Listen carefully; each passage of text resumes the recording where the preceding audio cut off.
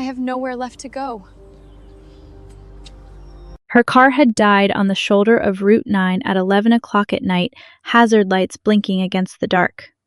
When I pulled over to help, she looked at me like she'd already decided to turn down my help before I even opened my mouth. "I'm fine," she said before I'd finished climbing out of my truck. "I've got it handled." I looked at the hood already popped open with steam or smoke or something useless still drifting off the engine. Then I looked at her, standing in the cold, without a jacket, arms crossed against the night air. The exact posture of someone determined to handle a crisis completely alone, despite clear evidence that the crisis wasn't being handled at all. "Doesn't look handled to me," I said. "I'm working on it." At 11 at night, on an unlit stretch of highway, in a sweater that wasn't made for that kind of cold, she looked at me for a long moment, weighing whether the situation was bad enough to accept help from a stranger, or whether pride could still win the argument. I'd seen that calculation before. In other people, other circumstances. I recognized the exact moment pride lost. "Engine overheated," she said finally. "I don't know enough about cars to know if that's fixable tonight or if I need a tow. Can I take a look?" "You don't have to. I know. I'm offering anyway." She stepped aside to let me check the engine, and within a few minutes I confirmed what I'd already suspected from the smell. A blown radiator hose. Not exactly an emergency, but not something fixable on a dark shoulder with whatever tools either of us happened to have. "You're going to need a tow," I said, "and probably a new hose. This isn't getting solved tonight, not out here." She went quiet, staring at the dead car with an expression that had shifted from frustration into something heavier. "Anyone you can call?" I asked. "Somebody who can come get you while you wait on the tow truck," Everly didn't answer right away. The silence stretched longer than the question deserved, the specific kind of pause that comes from someone running down a mental list of options and finding it shorter than they'd like to admit. "Not really," she said finally.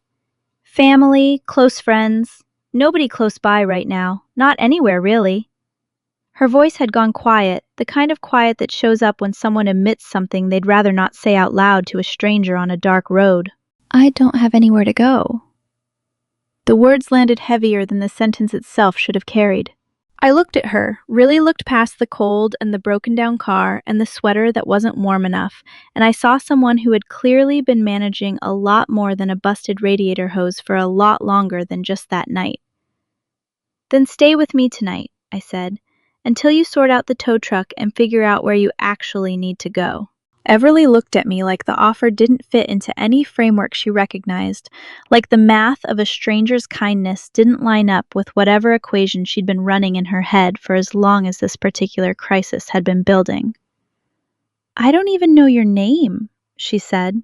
"Caleb Hart. I live about 10 minutes from here. I've got a spare room, no strings attached, and considerably better heating than this shoulder."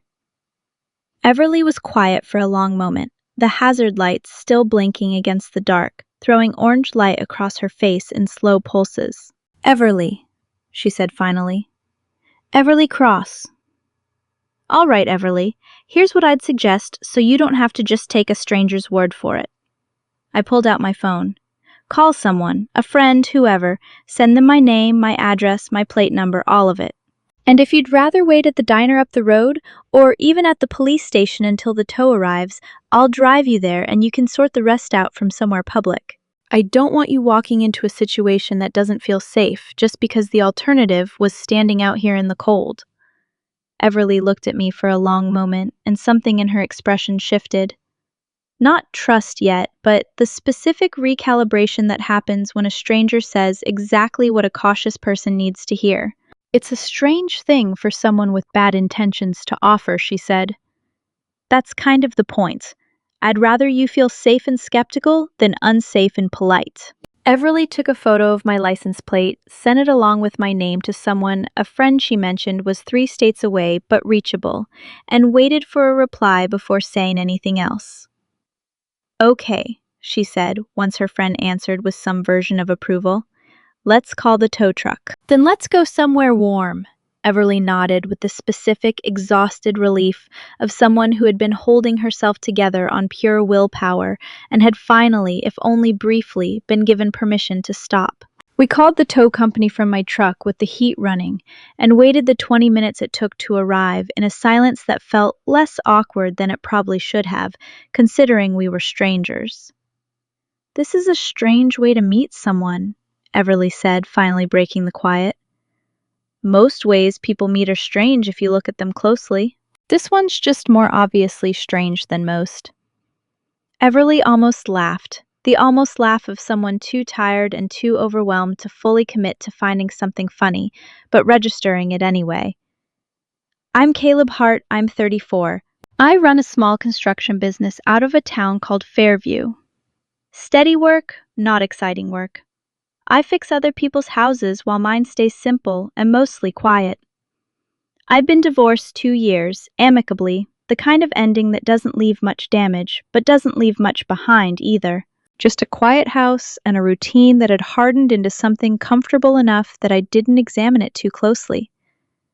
I learned over that first night and the days that followed that Everly Cross had lost her job 6 weeks earlier, a marketing position at a company that had done layoffs without much warning, and she'd fallen behind on rent within a month. The specific speed at which one piece of bad luck turns into several more when there isn't much cushion to begin with. She'd been sleeping on two friends' couches for the past 2 weeks, increasingly aware that she was wearing out a welcome. Neither friend had explicitly withdrawn, but both had started signaling gently through small comments and tired expressions. That night, Everly had been driving toward a third option, a former coworker who had somewhat reluctantly offered a spare room for a few days. When the car died on Route 9, it was the final drop in a sequence of drops that had been building for over a month. "I didn't want to call my parents," she told me that first night sitting at my kitchen table with a cup of tea she wasn't drinking.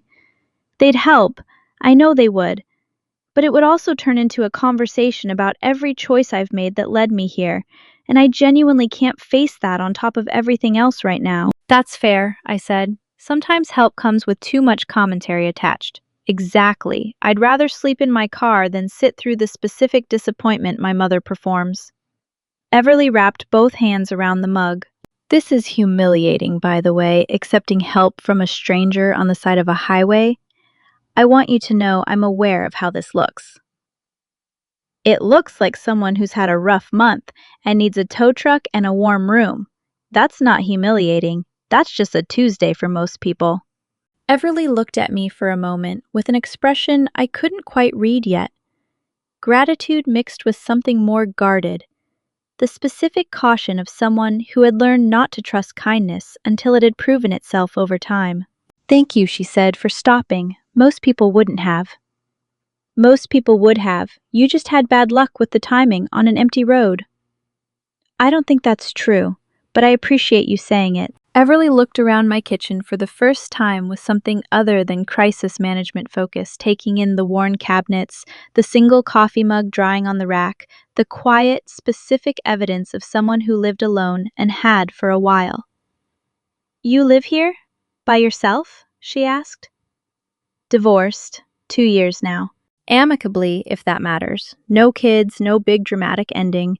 Just two people who realized they wanted different versions of the same life."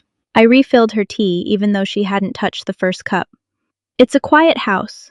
I don't mind the silence most days." "Most days. Some days the silence gets a little loud, if that makes sense, but mostly I've made peace with it. What about you?" "Before all this, what does Cross do when her life isn't actively falling apart?" "Marketing. Was marketing until 6 weeks ago." Everly wrapped her hands tighter around the mug. "I was good at it. Genuinely good, not just adequate. The layoff wasn't about performance, it was budget cuts. The whole department gone in an afternoon meeting that lasted maybe 10 minutes for something that took me 3 years to build. That's a hard way to lose something you were good at." It was. I keep waiting for it to stop feeling personal, the fact that it wasn't about me specifically. It still feels completely about me somehow, even though I know intellectually it wasn't. We talked for another hour that first night, the conversation slowly moving from the practical details of her situation towards something closer to a real exchange between two people getting to know each other, despite the strange circumstances. The evening had started in. "I should let you sleep," I said, finally noticing the time. "Spare rooms down the hall, second door. Towels are in the closet if you want to shower." "Thank you, Caleb. I know I keep saying it, but I mean it more each time." "You don't have to keep thanking me. One thank you covers the whole night." "I'm working on believing that too." Everly stayed that first night in my spare room with the clear intention she told me of, finding alternate arrangements within a day or two. The tow truck hauled her car to a shop in town, with the radiator hose replacement scheduled for later in the week once the part came in. In the meantime, she had no car, limited options, and a pride that made every ongoing offer of help feel like a negotiation, and she was reluctant to enter. "Can I sleep on the couch starting tomorrow?" she said the second morning before I had even finished my coffee. "You shouldn't have to give up a spare room indefinitely for someone you met on the side of a road." "The spare room's fine. I don't use it for anything except storing stuff I should probably donate." "That's generous, but that's not really the point. I don't want to become an obligation." I looked at her across the kitchen. This woman who had spent 2 nights in my house and had apparently spent every one of them calculating exactly how much space she was allowed to take up before it became too much. "You're not an obligation," I said. "You're a person who's had a hard month and needs a stable place while you figure out next steps. Is there a difference?" "Is there practically?" "Practically, yes. An obligation is something you resent." "I don't resent this." I held her gaze. "Stay until the car's fixed. Stay longer if you need to sort out the rest. I'm not on a tight schedule here." Everly went quiet, processing that with the same careful attention she seemed to bring to most decisions, weighing the offer against whatever internal ledger of debts and burdens she carried. "Okay," she said finally, "until the car's fixed. We can reassess after that." "Reasonable. Reassess all you want." Everly started the list on the third night, sitting at my kitchen table with a legal pad she'd found in a drawer, writing in the careful, deliberate handwriting of someone working through a problem, methodically instead of emotionally. I noticed because she'd left it on the table when she went to bed, and I saw it while clearing dishes. Not exactly snooping, just impossible to miss the heading at the top written in capital letters, "Things I Need to Rebuild." Below it, a numbered list. Find a job, save enough for a deposit, stop being afraid to call my parents if I actually need them. Figure out what I actually want instead of just reacting to what went wrong. I let it be. I didn't mention I'd seen it, but something about the specific honesty of that fourth item stuck with me longer than the others. Everly brought it up herself a few days later, catching me glancing at the legal pad on the counter. "You saw the list," she said, "not accusatory, just observational." "I saw it. Wasn't trying to read it, it was just there." "It's fine. It doesn't embarrass me exactly. It's just strange that someone else can see how unorganized I am right now." Everly picked up the pad, looking at her own handwriting like she was reading it again for the first time. "I make lists when things feel out of control. It's like process, breaking the big, scary problem into smaller, manageable pieces. It helps. Sometimes. Mostly it helps me feel like I'm doing something, instead of just absorbing whatever's happening to me." By then, a rhythm had developed between us that neither of us had planned out loud.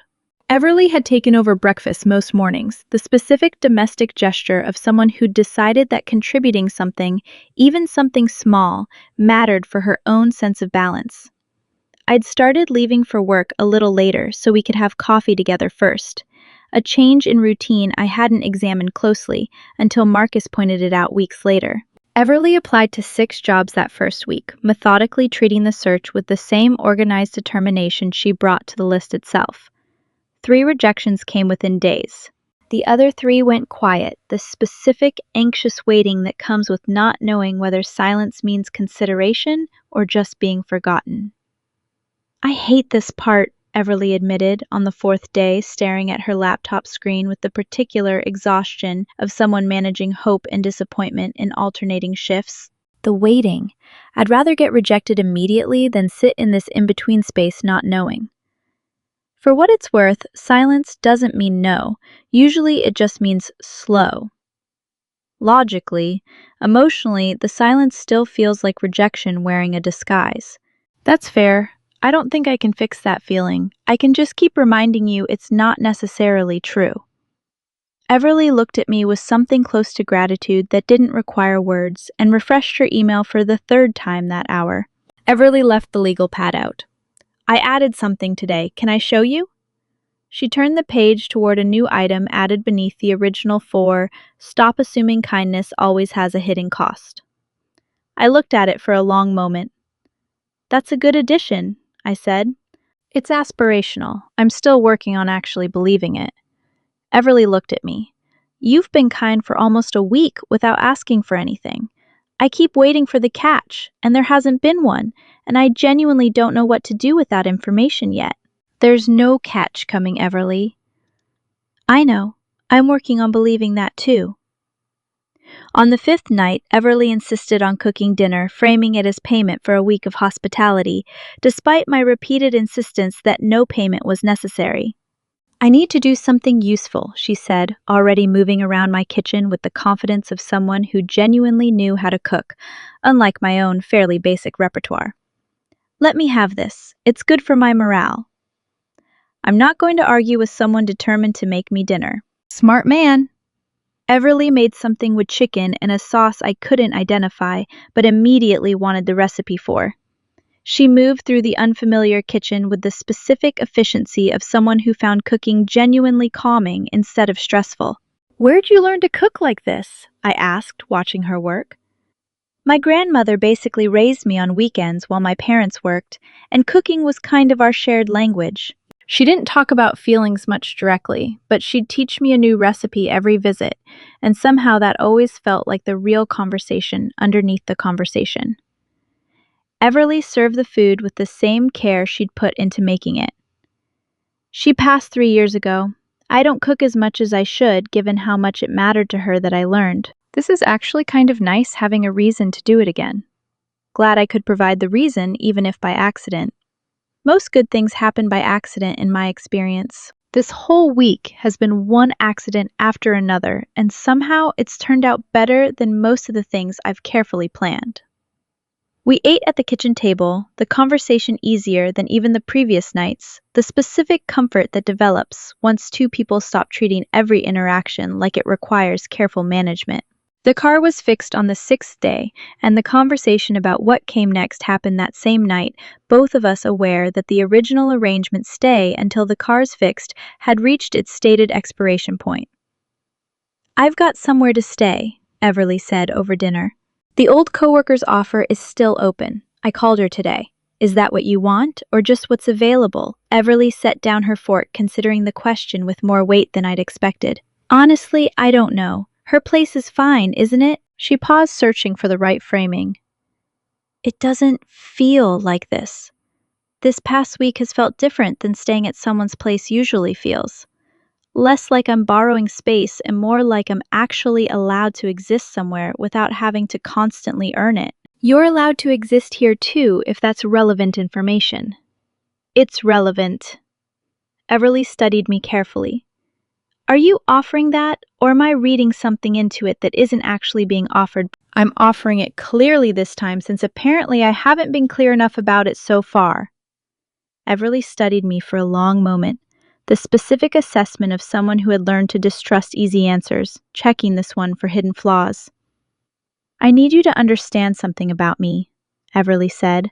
I don't take things at face value easily. Not anymore. I used to. I lost that somewhere between the layoff and couch surfing, and I haven't fully gotten it back. I get that. I'm not asking you to trust this instantly. I'm just telling you the offer is real, and you can take whatever time you need to believe it. That's a generous amount of patience to extend to someone you met 6 days ago on the side of a road. Maybe, or maybe 6 days is enough time to recognize someone worth being patient for. Everly went quiet for a long moment, something working behind her expression that I'd started learning to read over the past week. The specific process of someone recalculating an internal ledger that had been running too long on distrust of other people's motives. "Okay," she said finally. "I'll stay for now. We can keep reassessing as we go." Reasonable. I'm getting pretty fond of reassessing. Marcus, my closest friend since high school, came over for dinner about 3 weeks after Everly's stay had turned into something more open-ended. The kind of casual visit that had become less casual once Marcus realized the living arrangement had taken on more permanence than either of us had explicitly named yet. We ended up on the back porch after dinner, beers in hand, while Everly cleaned up inside. Marcus wasted no time getting to the point he'd clearly been building toward all night. "Caleb, here we go. I mean it, we need to talk about this." Marcus gestured vaguely toward the house. Her, this, whatever this currently is. This is a woman who needed help and is currently figuring out her next steps. That's what this is. 3 weeks, man. That's not a few nights of emergency shelter. That's a living arrangement that's developed its own gravity. Marcus took a sip, studying me with the directness 25 years of friendship had earned him the right to use. "I need to ask you something, and I need an honest answer, not the careful version you've been giving everyone else who's asked about this." "Ask. Do you actually know whether she's going to bolt the second she has a real option, or do you want her to stay regardless of whether she ever actually needs to?" The question landed harder than I expected, sitting on a porch with a beer going warm in my hand. "I don't know," I admitted.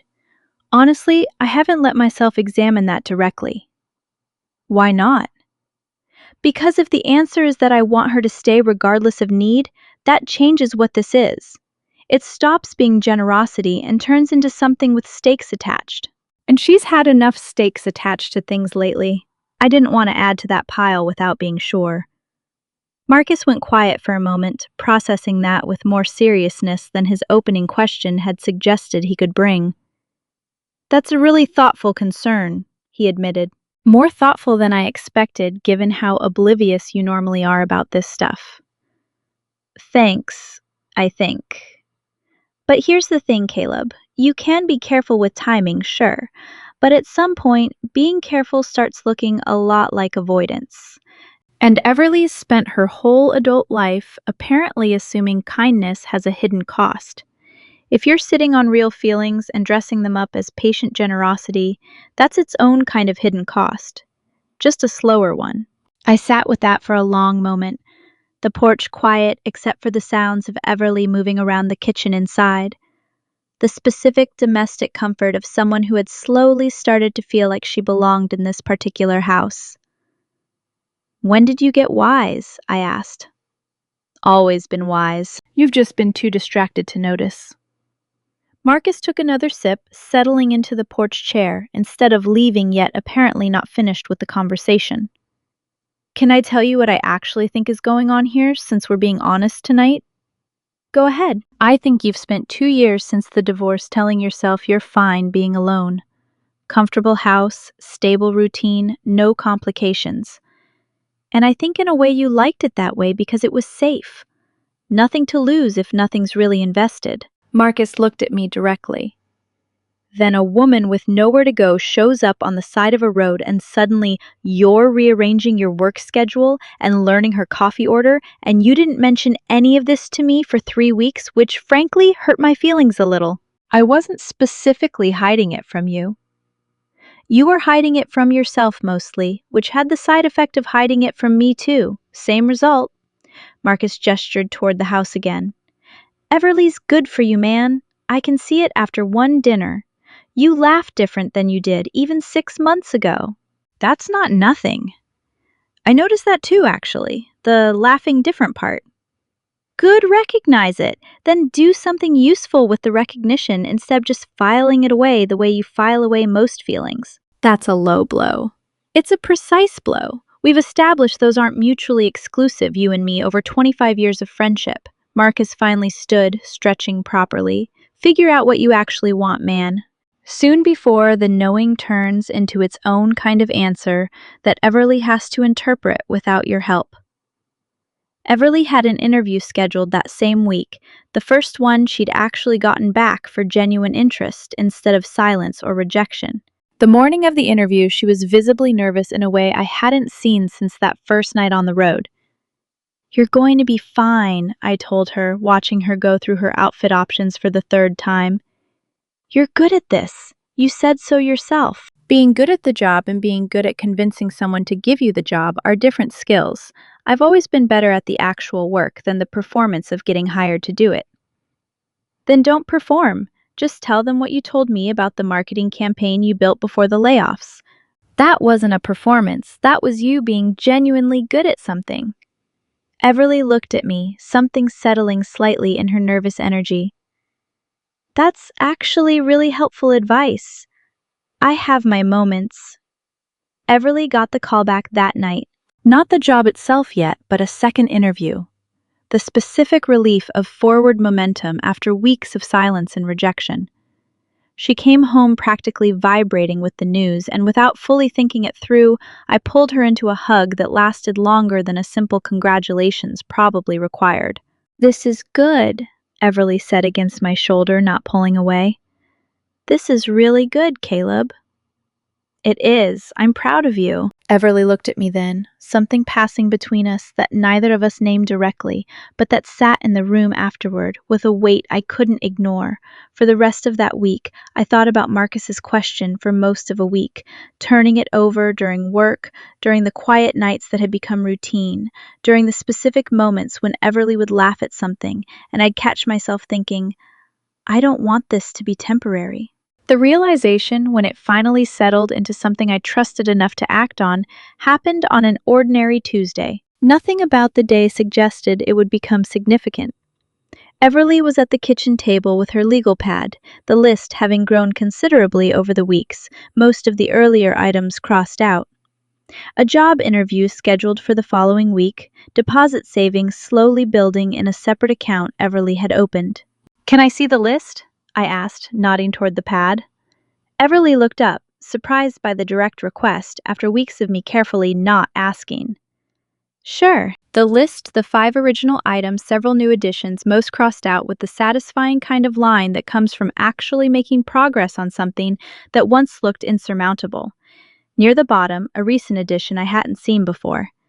"Figure out what's actually going on with Caleb instead of assuming it has an expiration date." I looked up at Everly. That's a pretty direct item for someone who told me she processes things by making lists instead of saying them out loud. Everly's expression did something complicated, caught, then something more vulnerable underneath the caught part. "I was going to bring it up eventually," she said. "I just wanted the rest of my life a little more sorted first. It felt unfair to ask you what this was while I was still technically unemployed and apartmentless." "I don't think those things are connected the way you're imagining. They feel connected to me. I didn't want you to feel obligated to define this just because I currently depend on your spare room." I thought about the past few weeks. The dinners that had stopped feeling like an obligation and started feeling like the actual best part of most days. The way Everly's laugh had become something I listened for. The specific comfort of a house that had gone from quiet by necessity to quiet by choiceful in a way I hadn't fully registered until I considered its absence. I crossed the kitchen and sat across from Everly, the legal pad between us, 3 weeks of careful lists laid out in her handwriting. "Everly, I need to tell you something, and I need you to actually hear it instead of immediately calculating what it costs you to accept it." Everly set down her pen, giving me her full attention. "I don't want this to have an expiration date," I said. "I haven't wanted that for a while. I've been careful about saying it because I didn't want you to feel like staying came with conditions attached. Like kindness had a hidden cost, after all. Exactly what you've been afraid of since that first night on the road. But my friend Marcus pointed out pretty bluntly that being careful with timing eventually starts looking like its own kind of dishonesty." Everly went quiet, processing this with the same careful attention she brought to most things. "So, what are you saying exactly?" she asked. "I'm saying I don't want you to find an apartment and move out and become someone I used to know. I'm saying the version of this where you stay isn't generosity anymore, if it ever fully was. It's something I want specifically, regardless of whether you technically need somewhere to stay. I held her gaze, making sure the next part landed clearly. Marcus asked me a question a few days ago. Whether I knew if you were going to bolt the second you had a real option, or whether I wanted you to stay regardless. I didn't have an honest answer then. I have one now. What's the honest answer? I want you to stay regardless. Not because you have to, but because I want you here. That's the real truth I've been avoiding saying clearly, dressed up as patience. Everly looked at the legal pad between us, her own handwriting, working through the reconstruction of an entire life. Then back at me. I added that item 3 days ago, she said. I've been trying to figure out how to bring it up without sounding like I was trying to manufacture permanence out of a temporary arrangement. You don't have to manufacture anything. I'm telling you directly. Everly picked her pen back up, and for a moment I thought she was going to write something else on the list. Instead, she crossed out the most recent item, figure out what's actually going on with Caleb, and wrote something new underneath. Everly turned the pad toward me so I could read it. Stop assuming this is temporary. Is that accurate? She asked. Completely accurate. Everly's car never really left my driveway after that, in the sense that Everly stopped treating her presence in the house like something requiring constant justification. The legal pad stayed on the kitchen counter, the list continuing to grow and shrink as items got crossed off and new ones added.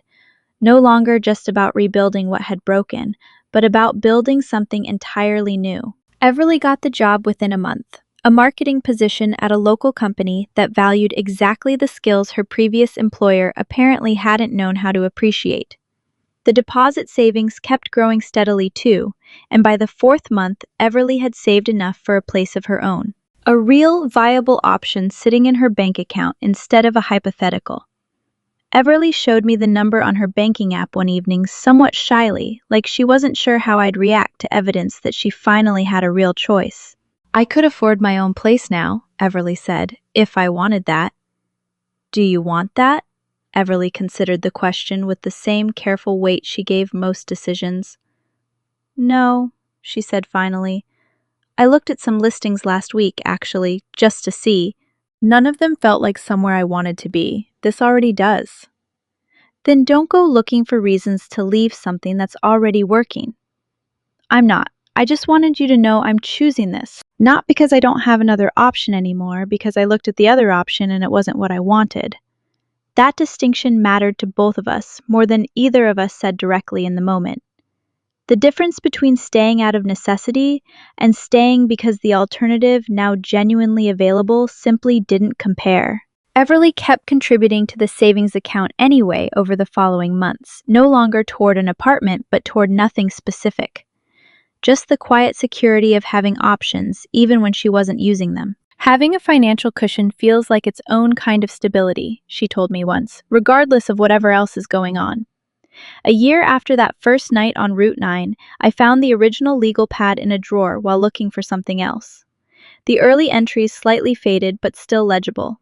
I brought it to the kitchen table where Everly was working on a current list for a completely different project. Wedding planning 3 months out for an engagement neither of us had rushed into, but that we'd both arrived at with the specific certainty that comes from building something slowly enough to trust it over a full year instead of a few impulsive weeks. Look what I found, I said, setting the old pad next to Everly's current one. Everly picked it up, reading the early entries with the specific fondness of someone looking at proof of how far she'd come. Find a job, she read aloud. Save enough for a deposit. Stop being afraid to call my parents. Everly looked up. I actually called them about a month after I moved in here. They were surprised, but not in the way I was afraid of. Mostly they were just relieved I was somewhere safe. I remember you were nervous about that call for 2 days beforehand. I was nervous about a lot of things for longer than I probably needed to be. Everly flipped to the later pages, to the item about kindness and hidden costs, to the final entry about this not being temporary. I kept thinking something would eventually go wrong, that the catch would show up late the way bad news sometimes does. Did it? No. Everly looked at me, something settled and certain in her expression that hadn't been there that first cold night on the shoulder of Route 9. No catch. Just you, consistently, for longer than I initially thought was possible. I sat across from Everly, both legal pads side by side, one documenting a rebuild from nothing, the other documenting a wedding that neither of us had expected 6 months ago to be planning so soon. For what it's worth, I said, stopping that night on Route 9 is still the best impulsive decision I've ever made. For what it's worth, Everly said, accepting help is still the hardest thing I've ever done. Harder than the job search, harder than calling my parents. Just letting someone help without immediately calculating the cost. How'd that turn out? Everly looked at the ring on her hand, then at me, then at a year's worth of evidence that kindness sometimes really doesn't come with hidden costs attached. Pretty well, actually, Everly said. Better than I let myself hope for that first night. Marcus came by again that same month, the engagement still recent enough that he hadn't stopped mentioning it at every opportunity. I'm taking full credit, Marcus announced, settling into the same porch chair he'd occupied months earlier during the conversation that had apparently changed everything. That porch conversation, that was the turning point. You two can thank me at the wedding. You asked a direct question, I said. I did the actual work of figuring out the answer. Sure, but somebody had to ask the question. That's the hard part. Anybody can have feelings. Not everybody has a friend brave enough to confront them on a porch with mediocre beer. The beer wasn't mediocre. It was slightly mediocre. That's beside the point. Marcus looked at both of us with genuine warmth underneath the usual humor. I'm happy for you two. Really. I don't say that kind of thing often, so take it seriously when I do. We take it seriously, Everly said. Thank you, Marcus. Mediocre beer and all. See, she gets it. That's why I like her.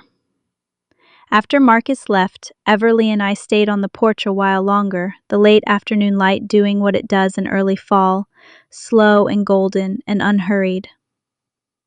Do you remember exactly what you said? Everly asked. That first night on the road, then stay with me. I remember it clearly. I think about it more often than I probably should. I think about it constantly, Everly admitted. I've replayed it so many times, the way you said it like it wasn't even a question. Just the next step. Obvious. Everly looked at me. Say it again, right now. I want to hear how it sounds when it's not about a broken down car or having nowhere else to go. I took her hand, the ring catching the late light between us. Then stay with me, I said.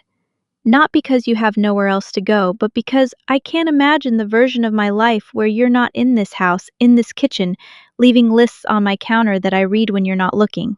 Everly smiled, the full, unguarded smile that had taken months to fully arrive. That's a much better reason, she said.